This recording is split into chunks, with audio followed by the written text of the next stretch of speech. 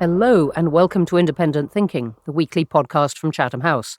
I'm Bronwen Maddox, the director.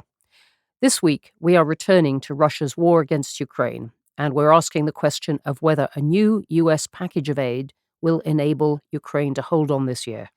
Over the last few months, there's been a growing sense that the momentum has switched to Putin and his military campaign after Ukraine's astonishing first year of defiance against the Russian invasion, but then a year when it failed to break through and to repel Russian forces. And then this year has seen Ukraine somewhat on the back foot.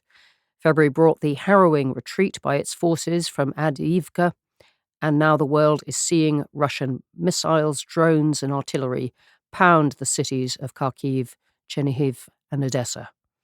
And on the front lines, Russia is believed to have a 5-1 artillery advantage against Ukrainian forces. So it has been feeling pretty bleak for Ukraine, and Russia's new confidence that it has the upper hand has been strengthened, of course, by the delay in US support for Ukraine. For 6 months, $61 billion in military aid for Ukraine and Taiwan and Israel, as they were originally part of the same bill, has been stuck in the US Congress as some Republican members sought to link that aid with measures connected to migration across the US-Mexico border. And then on Tuesday, we had a breakthrough as the US House and Senate finally authorized the bill. In the UK, Prime Minister Rishi Sunak also announced an extra £500 million for Ukraine to go alongside the EU's €50 billion agreed in February. But even with this new money, the question is still whether Ukraine can hold on until all this arrives and whether all this spending will then have an impact. So I have three people who immerse themselves in these questions to discuss all this. Returning to the podcast is Olga Katerji, a journalist and filmmaker who's covered Ukraine extensively and has a documentary out soon on the battle for Kyiv. Welcome back. Thank you very much for having me, Bronwen. Great to have you here. Joining us from St Andrews is Professor Phillips P. O'Brien, who writes and comments regularly on Ukraine and US strategy towards Russia. Welcome, Phil. May I call you Phil? Phil's fine, Bronwen. Great. And finally back on the podcast this week is Ukrainian journalist Olga Tokariuk, Academy Fellow here at Chatham House. Great to have you with us. Thank you for having me. Very, very good too. Looking forward to this. Well, let's dive right in. Phil, I want to start with you. Is this year when Ukraine might lose this war? Well, not now, I would say, since the ammunition is going to start flowing again. And by the way, the cutoff in U.S. aid, yes, began around January 1st, but the U.S. had also been decreasing aid very significantly in the last few months of 2023. So Ukraine has received very little from the U.S. over the previous 6 months, and almost nothing since January 1st. And that was defining the war, that Ukraine's largest supplier of weapons, by far, the U.S. supplies more than any other country, much of Ukraine's ammunition had basically gone AWOL. And had that continued for the rest of the year, the Ukrainian armed forces would have been in very serious position. They would have had to get by with the kind of ammunition that the Czechs were trying to scrounge for them around the world. So that has defined the last few months. That ammunition will now start flowing. By the way, it had been prepared. It had been put aside. It was on the pallets. It was ready to go. The Pentagon has big bundles of this with a big ribbon around it, ready to go. Ready to go. And it's already started flowing.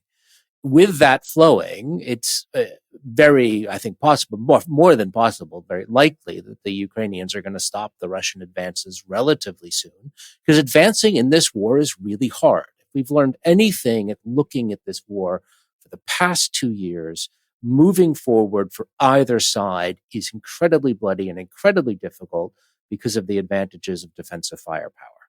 Those advantages will now swing to Ukraine with the ammunition flowing.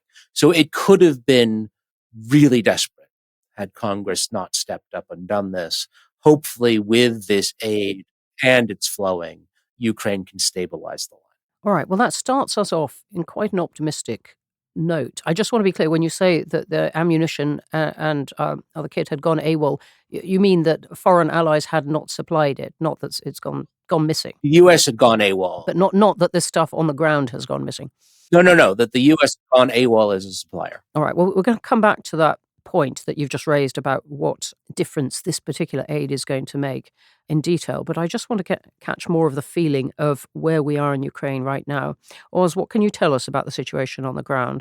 Well, look, it's bad, and I'd go further than what Phillips had said by talking about the fact that Viktor Orban managed to successfully block the 50 billion European aid package to Ukraine. This is the Hungarian leader, yeah. And that made things bad. And it's been a collection of these things happening over the same time period. And while it's true that the US aid was slow, it was really slow because Biden lost control of the House. And when that happened, basically aid packages stopped dropping. When the Democrats controlled both houses, aid was flowing quite freely in 2022. As soon as he lost that, the aid basically dried up immediately. So what has been the effect on the ground? You've been reporting quite a lot on this. Yes, so I was with embedded with an artillery crew in the east of the country at the end of March, and the situation there was beyond critical. I was seeing bodies being pulled off the front lines. I know that they were being killed at really short range. So because the Ukrainians don't have the ammunition to conduct things like counter-battery artillery fire, the guys told me that they've stabilized those front lines, but they've had to do it by throwing men into the meat grinder in order to be able to stabilize those front lines. So when Ukraine lacks the ammunition to fight back, they have to stabilize using manpower, and that's terrifying. It's terrifying for Ukraine.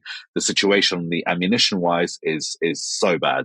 The artillery crew that I was with have a front line of 20 kilometers. For that 20 kilometers, they have 9 functioning artillery pieces. For those 9 functioning artillery pieces over 20 kilometers, they had 90 shells. 90. That was it. There was nothing coming in. There had been nothing arriving for months. So they had this 90 shells, and they were rationing that 90 shells across 20 kilometers of front. When I asked them, how could they hold these positions with this much ammunition? They said, we cannot hold our positions with this much ammunition. If the Russians push hard enough, we have to retreat. Which is the front line you're talking about here? So look, I don't want to give the exact position. It was on the eastern front line somewhere in Donbass. And I don't want to give the exact salient because That's absolutely fine. And obviously what you've described, I mean, Ukraine's seeing a generation of its young and middle-aged men killed in this way is devastating for the country and for its confidence, and doesn't make it easier to recruit new people into the army or to conscript them. Olga, what is the significance of this Russian focus on attacking the cities? And we've seen it really going for some of the biggest cities in Ukraine. What damage has that done, and what is Ukraine feeling about this? So yeah, as Oz said, Russia is not just pushing on the battlefield on the front lines, but also attacking with its missiles and drones Ukrainian civilians and critical infrastructure. So the biggest target is arguably the city of Kharkiv, which is on the Russian border. It's the second largest city in Ukraine with more than 1 million people, and it's under constant daily bombardment by Russia. Civilians are killed there daily, and in the last several weeks, basically, Kharkiv was also grappling with a shortage of electricity, so people only have electricity supply there for several hours per day. It has, of course, a huge impact on the quality of life of people there who are still trying to live there, who are not abandoning the city or who have been returning there from other parts of Ukraine or from abroad. And another part of this Russian strategy of making Ukraine unlivable with these aerial attacks, exploiting that Ukraine did not have enough air defense before this aid package was voted, is to target Ukrainian critical infrastructure, in particular energy grid. So this, in recent weeks, Russian attacks caused more damage to Ukrainian energy grid than those in the winter of 2022 and 2023.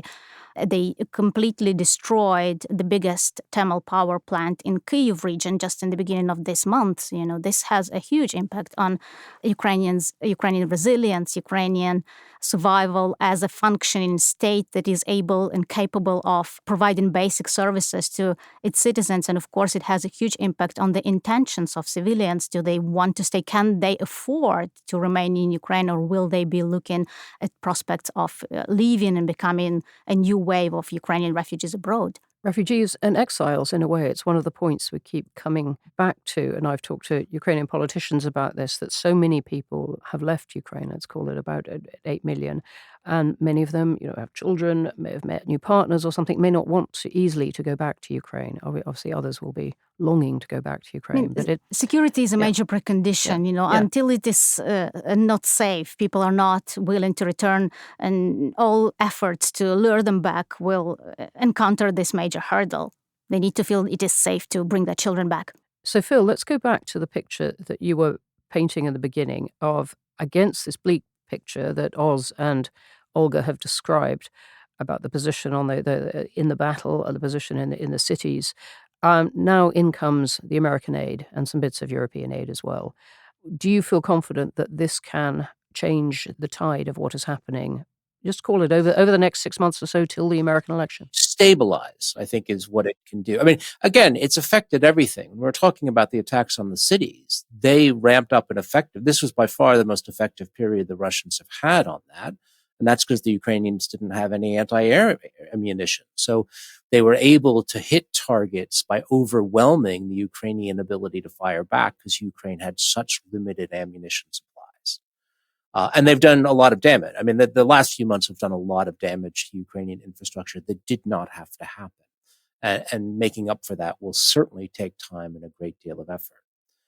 But yes, I do believe the line can be stable. I mean, Oz is reporting, and there's been this reporting about what the experience in the front line has been terrible. And the Russian firepower advantage has been 5, 10 to 1, maybe more in different times. It's 20 to 1 in the place where I was at times. That's what they said. 21, and Russian advances were 5, 10 kilometers, So we have to put the ability, I mean, we have the story of war, and the story of war is the sort of the massive firepower advantage and all of that. But if you look at the process of war, what the Russians were able to do with that massive firepower advantage was, to this point, still somewhat limited. All right. And so just for the American aid now comes in, what do you think Ukraine might be able to do with this over this summer? Defend. I mean, Ukraine's not going to attack. But I mean, simply that's not on the cards. But what it will allow them to do is defend with much greater firepower than they have had to this point. And if the Russians keep the same tactics, which have, by the way, been costing them a great deal. Yes, Ukrainian casualties have been high, but Russian casualties have been extremely high in the last few months. What this will do is reduce Ukrainian casualties because they'll have defensive firepower and raise Russian casualties. So it will change the trends of what's been going on in the fighting if the ammunition gets there. So one would think that if it gets there in the high quantities, that actually it will improve the Ukrainian fighting position significantly, as long as Ukraine doesn't do anything stupid like attack. Nothing like the counteroffensive. Stand back, reduce Ukrainian casualties, raise Russian. Nothing like the counteroffensive that it planned last year, which didn't come to as much as it hoped. Oz, what do you think of this? What will it do to Ukrainian actual fighting ability and morale? Because these have been devastating months, as we've all been discussing. Yeah, and look, in my experience, the morale issue was intrinsically entwined with the ammunition issue. The morale isn't low because the men lack the will to fight or are afraid of fighting the Russian army. The morale is lower than it has been because they don't have the means to defend themselves, which is a really awful position to be in for a soldier. The message that I've got from the commanding officers is, look, morale is still as high as it ever has been. These men are committed. They believe in their fight. They're defending their homes. That's something the Russians do not have, but they're unable to do so right now because they don't have the means with which to defend themselves. And not just unable, but their main supporter so far has gone wobbly, to coin a phrase. Yeah. Has said it's in various ways it's not so sure it's committed to this. And look, we're probably going to this amount of aid that's coming through from various different places, not just the US, is probably going to be enough to see Ukraine through the rest of 2024 comfortably. The years beyond that, Trump presidency potential, are a different question. I'm sure we'll get onto that. But right now, I concur with what Phillips was saying, that I don't think there's going to be any kind of offensive this year, despite what Zelensky has said in public. The Ukrainian army doesn't have the current capacity to go on the offensive. However, And I do want to say this is not I'm not in the business of making predictions. I'm not a fortune teller. The losses that Russia has been sustaining are staggering. It's not just high; it's insane. There's no way to make sense of them when you look at the numbers of material and men they've lost in the last few weeks going up against these Ukrainian positions. As criticized as Ukraine's counteroffensive was last year, there was nothing like this. So what are the kind of numbers you've heard about Russian losses? We're getting dozens of tanks lost and armored vehicles lost a day, and has been for stretching back to the beginning of the winter. So I think there is every opportunity for Ukraine to break the back of the Russian army in Ukraine this year. Russia has finite resources in artillery, in manpower, in equipment. It seems functionally infinite to the Ukrainian men who've been defending their positions for the last 2 years. But we have to bear in mind there is a finite resource there, and Russia is desperate to get this war won as quickly as they can. I'm going to come back to a couple of those points, and we are indeed going to talk about the impact on Russia. But Olga, where is the support for President Zelensky now in Ukraine? What are people feeling about his leadership and all the many things he has said about the conduct of the war? Well, obviously, the support is not as high as it was at the very beginning of the war when it hit 80% and above, but it is still quite high. It is in around 60%, which is a quite high percentage. It's not about the political leadership. And people in Ukraine generally, they also understand that the political leadership cannot change. There can be no elections held when the martial law is enforced and when Russia keeps bombing Ukrainian cities and civilian targets. It's just simply not safe to hold elections. So people accept that, yes, this government is in power, will be in power in the foreseeable future. But the question here is not, as much the support for the government, but the understanding that there is a much bigger enemy, there is a much bigger threat, and the unity is needed. And somehow citizens, they have to also align with the government to demonstrate that unity, to be able to remain resilient, to fight efficiently, to fend off Russian aggression. So although the support is not as high, it is still significant. Ukraine is still fairly united, although there have been cracks appearing that Russia tried to exploit as well with its disinformation campaigns, with various, influence operations in Ukraine. But I would say that Ukrainian resilience is still high. And just coming back to the point of, what difference will this U.S. package make, I just want to mention that we've seen already the reactions from the battlefield, the soldiers, Ukrainian soldiers making thank you videos to America, thanking for this aid package. And also Ukrainian MPs, they displayed American flags in the parliament. So it has been really well received, very much welcome, long overdue. There is a feeling of relief, but there is also a feeling that it's not over yet. Of course, this aid will make a difference, especially the new long-range missiles, ATACMS, that might be able to target Crimea. That might be a really important development in the war, but more needs to be done. And here Europeans can also step in and do more. Absolutely. We're coming on to exactly those points, but you've mentioned the thing I was going to ask the three of you, specifically about the long-range missiles. Do you think Ukraine will use them to hit targets inside Russia or Crimea, which Russia controls? And some people have said, look, this is going to escalate things if Ukraine starts doing that. The three of you, in any combinational order, what do you think? I've been talking a lot about this. I mean, the administration, by the way, if you're talking about the long-range ATACMS in particular, has once again stated, and they stated yesterday, Jake Sullivan openly, that the U.S. will not have these used in Russia. Jake Sullivan is the U.S. National Security Advisor. What the U.S. has said is that U.S. weapons cannot and will be used in Russia, and we assume the Ukrainians will follow that.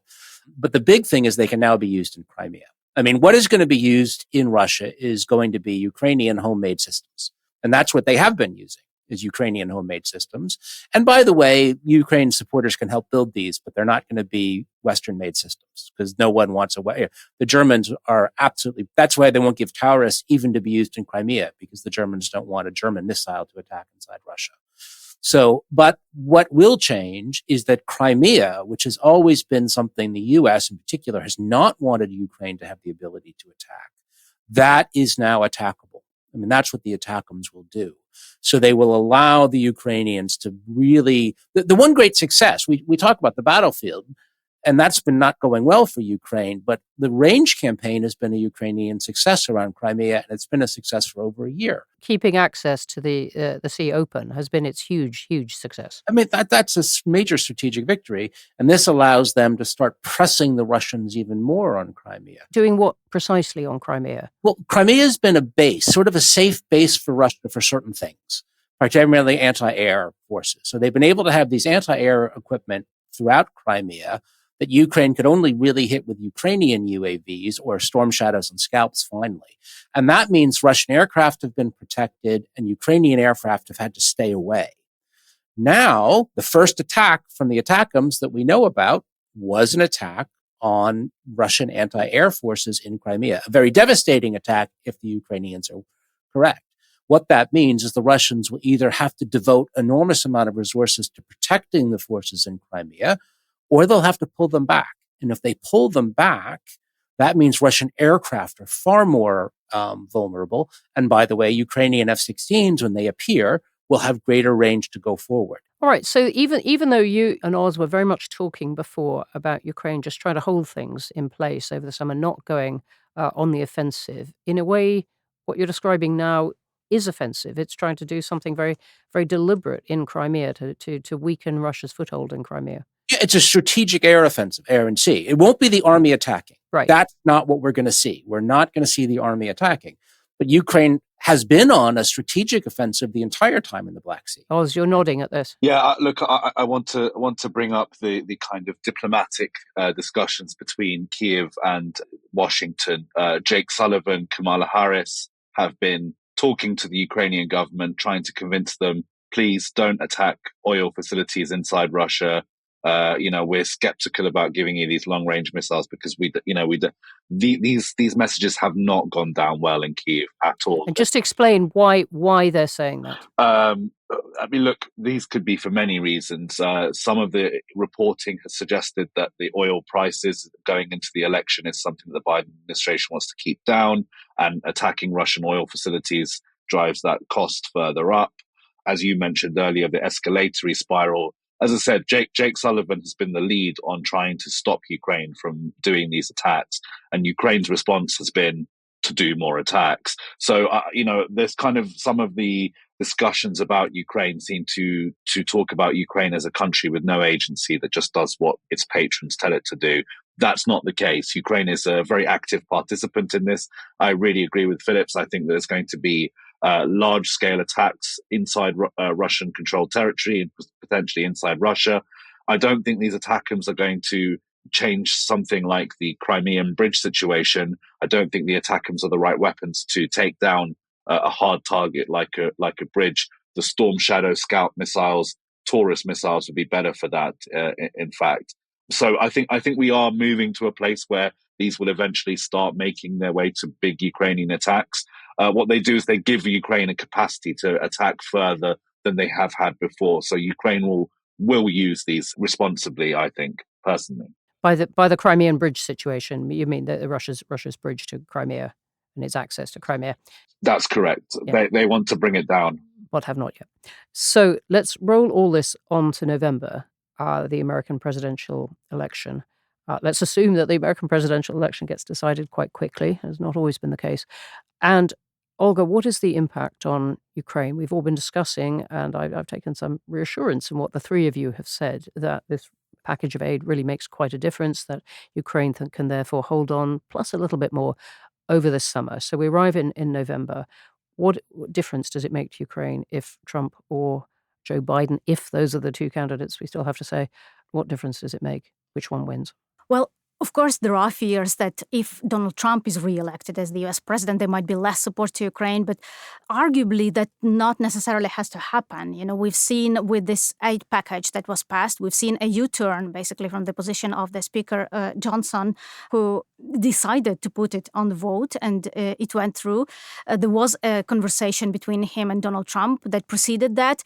So there are still months to go till the elections, and I think what can be a factor in changing his position could be really understanding what is at stake, understanding that the U.S. national security interests can be affected really heavily and undermined by a possible Russian victory. Okay, so Trump, if he's the candidate, he might be persuaded that, contrary to what he said about reaching a deal with Putin in a day and stuff, that actually that might not be in the US's best I think interest. we shouldn't be too gloomy still. There is still time to go. It might go either way. But definitely Ukraine and Ukraine's partners in Europe need to prepare for the eventuality that the U.S. aid package might not be renewed. There might be no more U.S. aid coming in. And there is still time to prepare for that. Europeans could and should do more.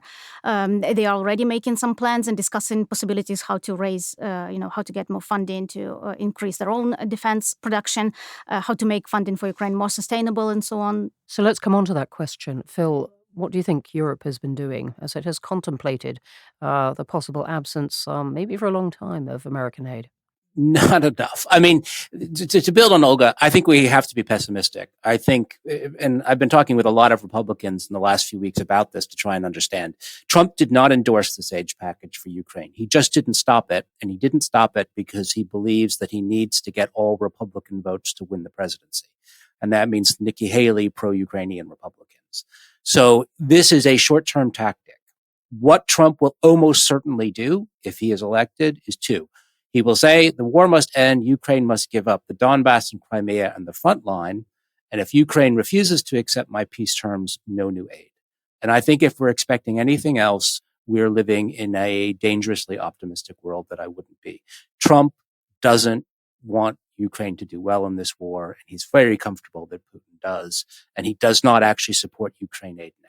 Just explain to us, Phil, why, because you made a very strong statement there, that Trump actually doesn't want Ukraine to do well in this. Why, in your view? He believes the Ukrainians were pro-Biden, and he is very comfortable with Putin. His wing of the Republican Party is basically a pro-Russian, pro-Putin wing of the Republican. And that is something new that we have heard increasingly, some of them seeming to soak up some of the propaganda that Russia has been putting out about both Ukraine and Russia. So just on this question of European support for Ukraine. Well, Europe has to be very serious now. We have thankfully received this aid, which will really help for the next 9 or 10 months. But there is a very real chance that after 9 or 10 months, we're back to the same world we were in. Now, hopefully, both Europe and Ukraine will prepare for that world better. The Ukrainians and the Europeans were not expecting a January 1st cutoff. The situation that would be faced in January 2025, if that were to happen, can be ameliorated if steps are taken now. The Europeans can never replace the U.S. That's not a question of replacing the U.S. It can't do it, and it can't do it within 9 months. However, it could start putting into place ammunition production, systems production, UAV support for Ukraine, a whole range of things. So if the U.S. goes, it's not the panic-stricken situation that it was before, but it's a better situation. Intellectually, that's understood.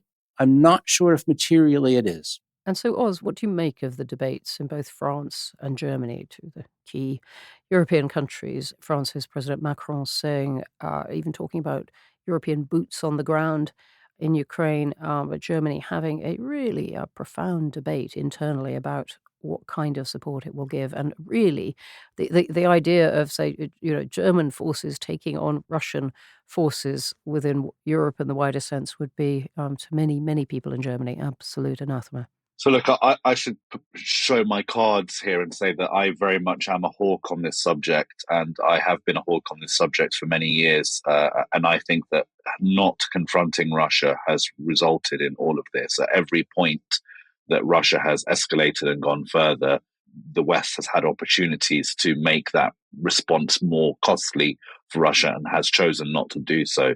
So, Macron is enjoying his more hawkish moment now that he's no longer seeking re-election, and Scholz is hamstrung by God knows what it is personally that's holding him back. Scholz being the German chancellor, and there's obviously a lot of agonizing within Germany about its relations with Russia, its relations with China, even Israel. That's correct.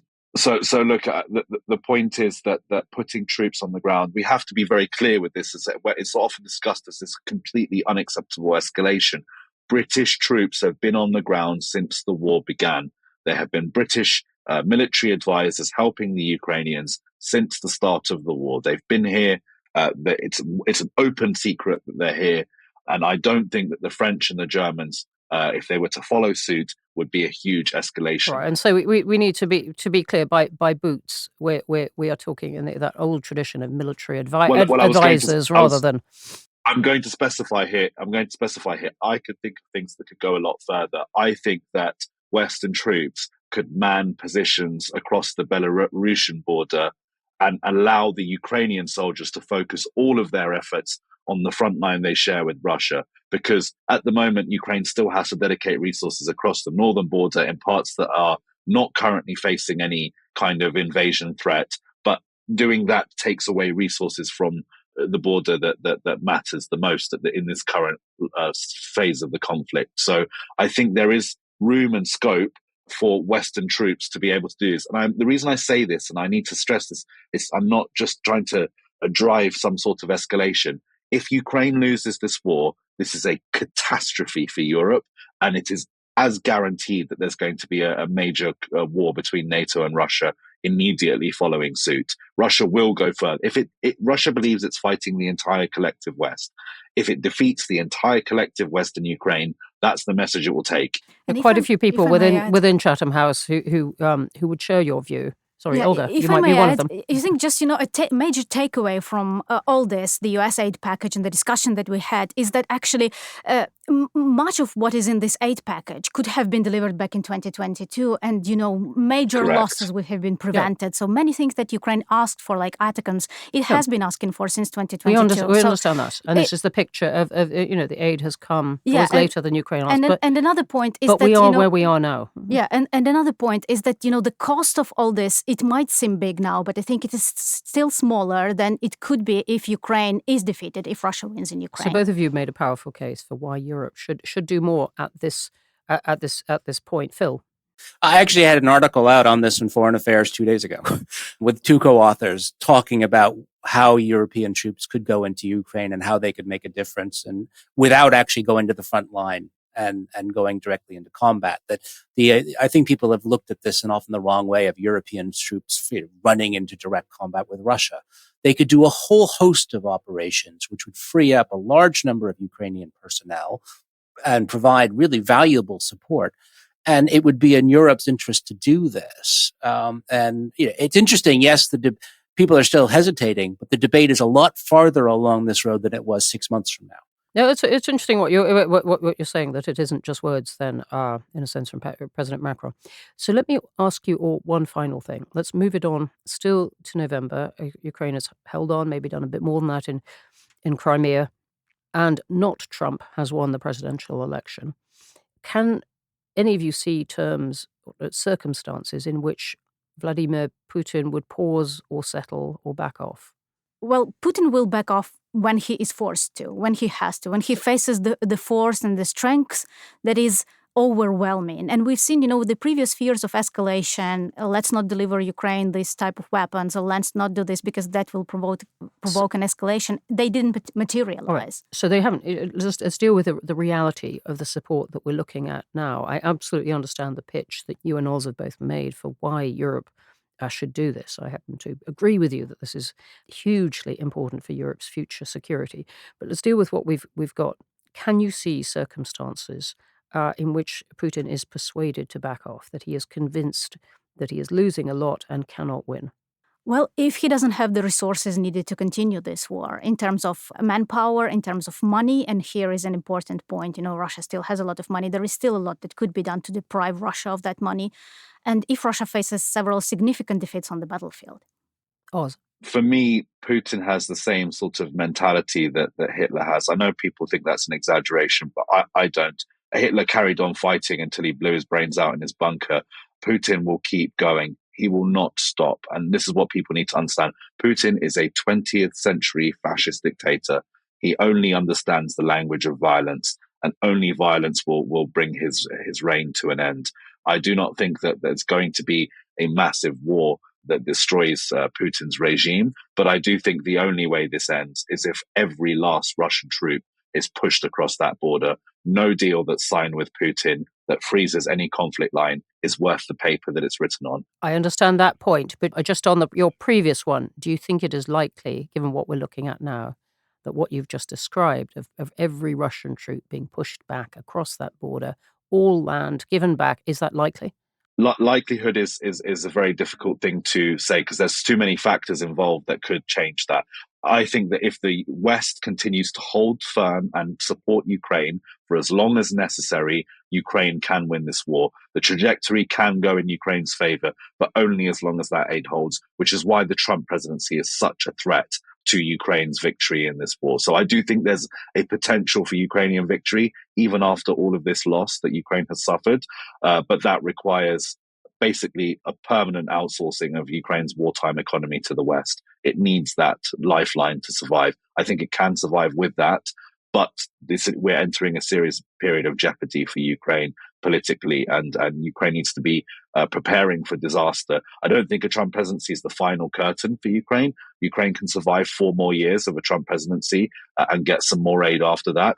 But I do think trying to freeze these lines will only benefit Russia. And that's why I think that the only solution to this war is a total Ukrainian victory. Thanks for that. I do generally discourage comparisons with Hitler, but you've made your point. Phil? I have no idea on Putin. I mean, I'm not a Putin expert or a Russian expert, so I don't want to guess. But certainly the Russian army, if the Ukrainians, if properly armed, can push this Russian army back. That's what I look at. Putin can want to win the war, but a lot of war leaders want to win a war and then they don't win it. So, I mean, to me, it's not so much what Putin wants. We all want many things, but that isn't always what happens. What we need to do is understand that if Ukraine is going to win the war, by winning, I mean liberating its legally recognized territory, it needs to be armed in a very strong way to undertake certain tasks. And if Ukraine is helped to be armed in that way to do those tasks, then really what Putin wants is not the big question. So I think in many ways we're making Putin the controller of Ukraine, whereas we as Ukraine's allies have just as much influence on this war as Putin. Yes, but at some point, to bring this to a close in the kind of way you're discussing, Putin would have to agree with himself that it was not worth fighting more. But who knows? I mean, maybe he decides his own life is more important, or maybe someone goes, I mean, I don't want to guess on that. I would just want to say militarily, Ukraine can be aided to get the Russian army out, and it should be. Well, thank you all for that. We've taken it through with actually more confidence of a kind through at least to November. And you've all just begun to say at the end, it was very interesting saying Ukraine could hang on through a Trump presidency. And we haven't really got into this in this discussion of what is happening in the US generally about its views about being active overseas in this kind of war. All that for another time. But thank you for a conversation that was more confident on Ukraine's side than I had expected going into it. With that, though, we're going to have to stop for the moment. So a huge thank you to my guests, Phillips P. O'Brien, Katerji, and Olga Tokariuk. Do follow them all on X or Twitter. Their details are in the show notes. And a reminder that you can find all of our podcasts on Apple, Spotify, all major platforms, as well as on our social media. So please do like, follow, subscribe, and leave us a review. It does make a difference to us. And to read more from all of our experts or to find out more about our events or our great Russia and Eurasia program, don't forget to visit chathamhouse.org. All our work and liveliness is on there. So in these too hectic times, it's goodbye from me, Bronwen Maddox, until next week.